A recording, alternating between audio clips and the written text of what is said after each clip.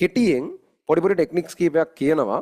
ඕගොල්ලන්ට වැඩ කරගෙන යනකොට මේක ලේසි වෙන්නේ. ඒ කියන්නේ ළමයි ටෙක්නික් අනම්මනම් මොනවා තිබුණත් නම්බර් 1 ඩිසිප්ලින් එක තමයි.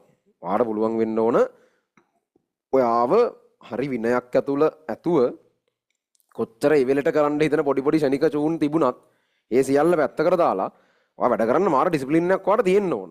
ඒ කියන්නේ හොඳට තේරුම් ගන්න කිසිම ජයග්‍රාහකයෙක් රේස් එකේ නිර්මාණය වෙන්නේ නැහැ. ජයග්‍රාහකයෝ හැදෙන්නේ රේස් එක දුවන ඒ වෙලාවේ නෙමෙයි. මීටර 100 තරගයේ ජයග්‍රාහකයා අපිට පේන්නේ මීටර 100 රේස් එක ඉවරන වෙලාවේ වුණාට ඇත්තටම ওই මීටර 100 රේස් එක දුවලා දිනපු එක එයාගේ උගේ ජයග්‍රහණය ඒ ඇචීව්මන්ට් එක කියන එක තියෙන්නේ මීටර 100 දුවපු තප්පර 10 ඇතුලේ නෙමෙයි.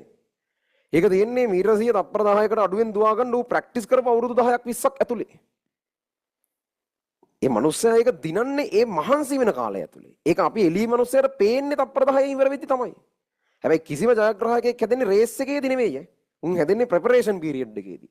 රේස් එකට ඌ ලෑස්ති උනේ කොහොමද කියන එක තමයි මේ මනුස්සයා දෙන්නේ.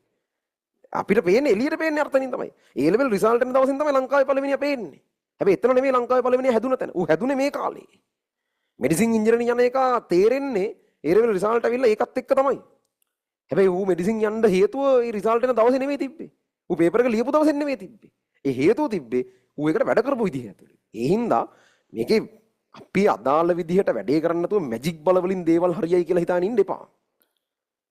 මේක කරන්න ඕන කළ යුතු විදිහට.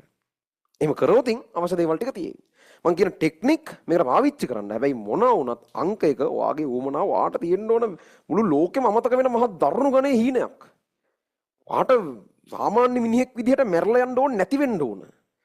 වාට පුළුවන් වෙන්න ඕන ලෝකේ තමන් කැමති දේවල් ටිකක් අත්විඳලා ටිකක් මහන්සි වෙච්ච මිනිහෙක් විදිහට මැරලා යන්න. මොකද හැමතිස්සෙම මං කියන එක අපි ඉපදිලා ඉවරයි අපි මැරෙනවා කොයි හරි